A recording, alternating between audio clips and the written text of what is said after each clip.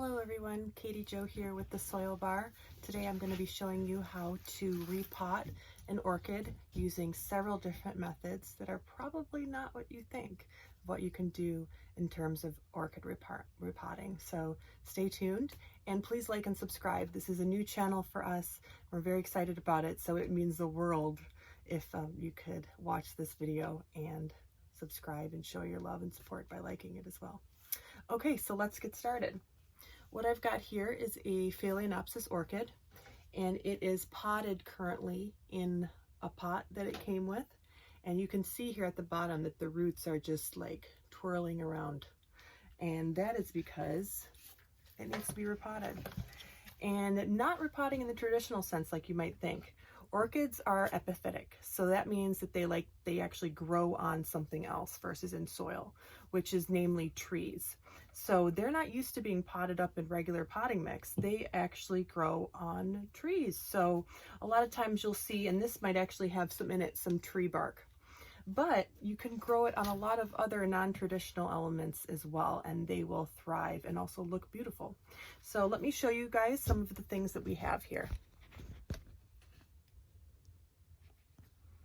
Okay, so these are all media that we use to repot our orchids.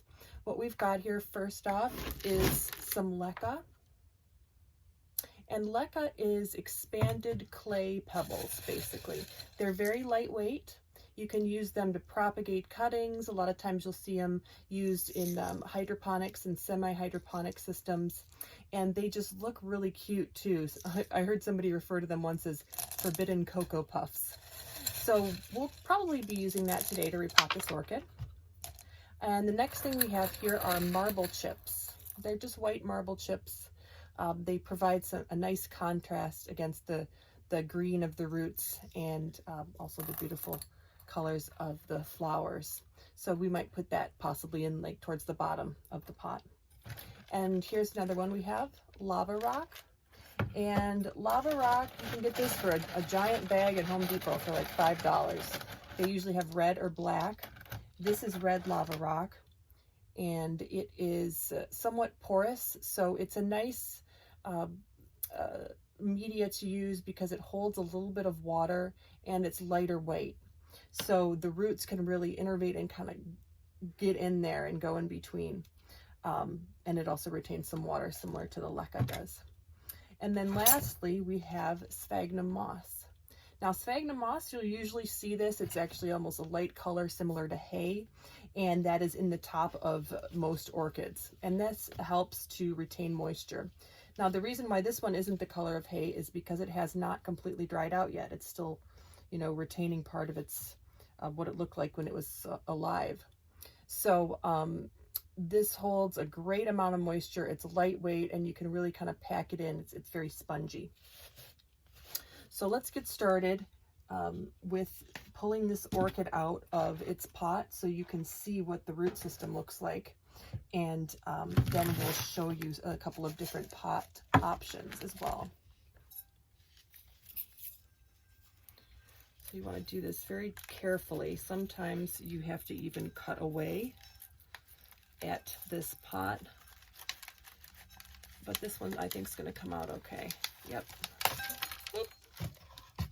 And we can reuse this too for growing something else in it. It's nice. It's got holes in the bottom and as well as that center cone there that goes up. So here is the root system.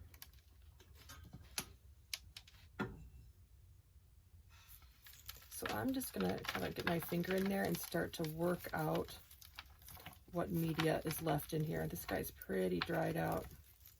And yep, this one has been potted with what looks like fir bark.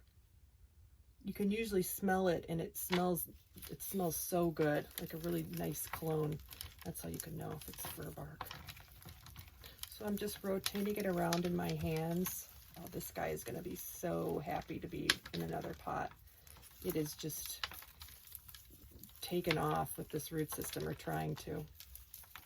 Now, a happy root system is going to be, you know, green, bright green in color, if it's been exposed to the sun. So this guy is a lighter green, mostly because it's pretty dried out.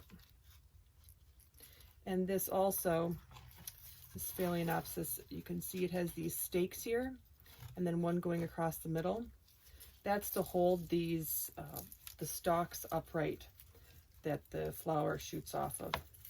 We're gonna have to take that stake out temporarily because the roots aren't gonna hold it in place for very much longer, because as we untangle these, it's gonna lose that structure. And these roots are pretty sturdy, so you don't have to be too careful. You can get your fingers in there and really kind of work it out. Wow, this is one of my favorite things to do, just to, you know, see how amazing nature is, and look at root systems, and you really learn a lot about the plant and how they grow and how they are. I mean, look at that. Look at how extensive that is. So I lost one. That's okay. That would, you know, because those were probably going to fall off anyway.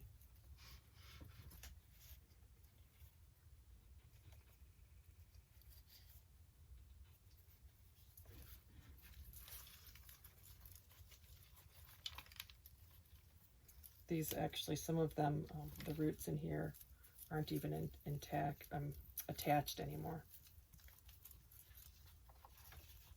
I'm going to show you one other thing. You can see in the center here, see if you can see that, this little thing of peat. That is because that's the plug when they first started growing it that was around the plant. So we don't need that in there anymore. So let's just take that out. And there's the base of the plant. So there we are. This guy is wanting to crawl all over a tree, that is for sure.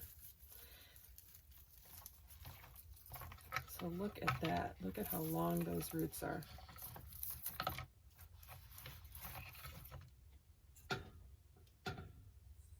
Pretty amazing. So now that we've got this opened up here, we can take a look at the roots and have a better idea of what kind of pot it's going to want.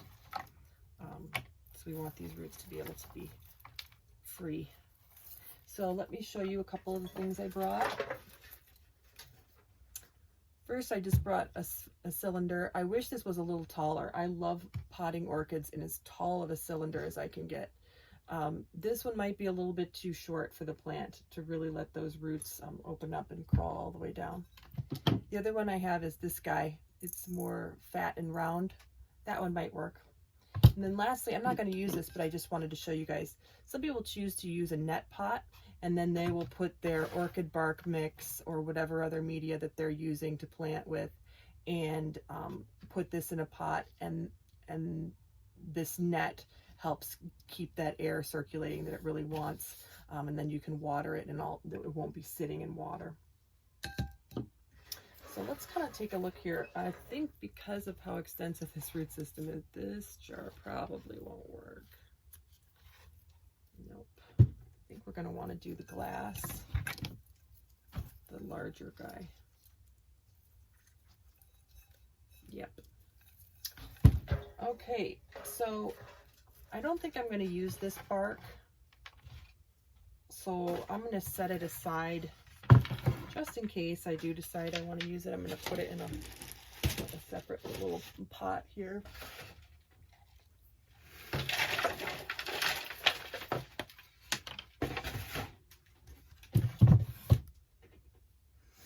And then I am going to, right now, give these roots a little bit of a drink.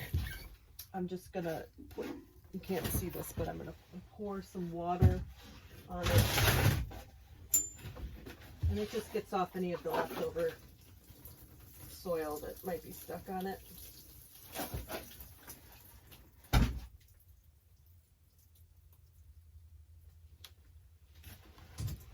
So look at that. You're already seeing more of that green color that brighter green color. That just goes to show you that the plant was just pretty dry. It wasn't necessarily that it was, you know, dead yet. We've still got lots of nice bright green. So in the bottom of the glass pot, I think I'm going to do some marble chips. Let's pour a little bit of those in there.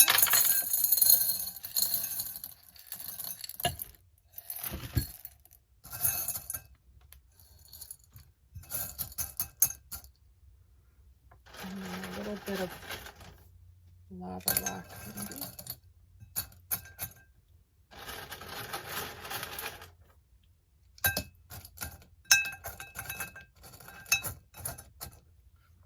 And now I'm going to start putting the roots in.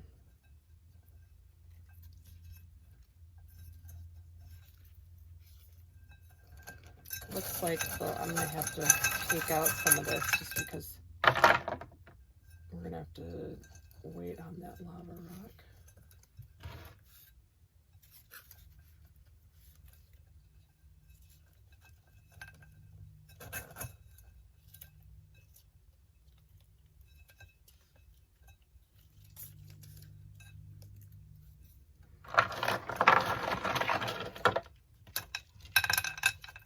Now, adjust the camera a little bit here.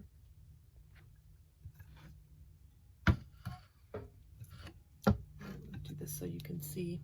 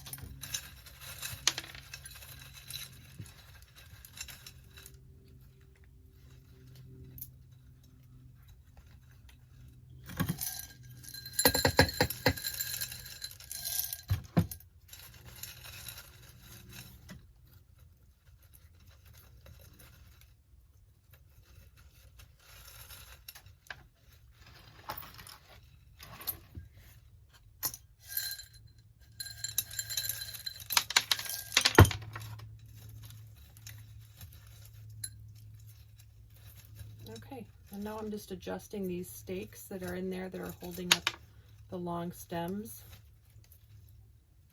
And I'm going to push them back down into the media.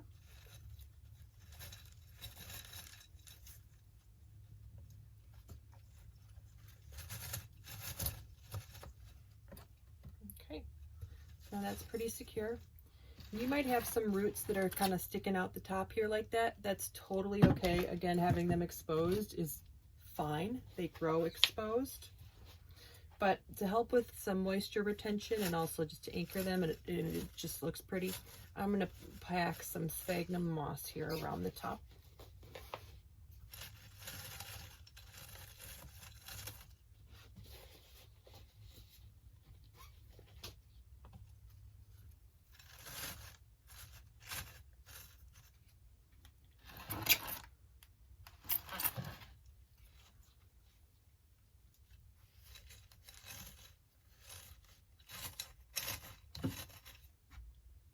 Okay,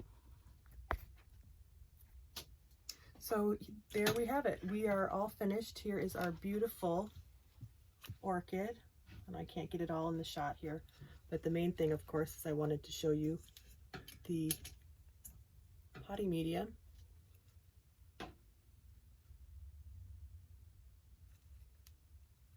Look at how those beautiful, healthy roots. And this is exactly why I pot in glass, because I just think that this color variation and the layering and being able to see the root system just looks really, really beautiful. And then lastly, I'm just going to top it off with some water. You want to make sure that you're hitting that sphagnum moss, getting that nice and moist. You're pouring in the water.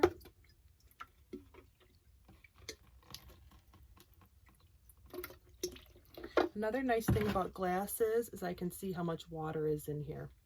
So, you know what? This is actually, it's looking a little bit cloudy. I probably should have rinsed the Leca one more time, and I might go back and do that. But I like to keep just a little bit of a reservoir of water in here in the base. You can let it dry out. Just keep an eye on your root system. Your root system is going to tell you when it needs water. If it's bright green in color, you're good to go. It doesn't need any water. If it starts to look black, then you're definitely in trouble, and you might actually need to change out your potting media, or it means that you've overwatered it and it's starting to rot out. If it looks a lot like this, it's really, really dry and it wants a drink. So that is it. Thank you so much for watching, guys, and I hope you enjoyed this video. Please like and subscribe, and visit us on Instagram as well at the.soil.bar, and follow us, and we'll definitely follow you back. Bye.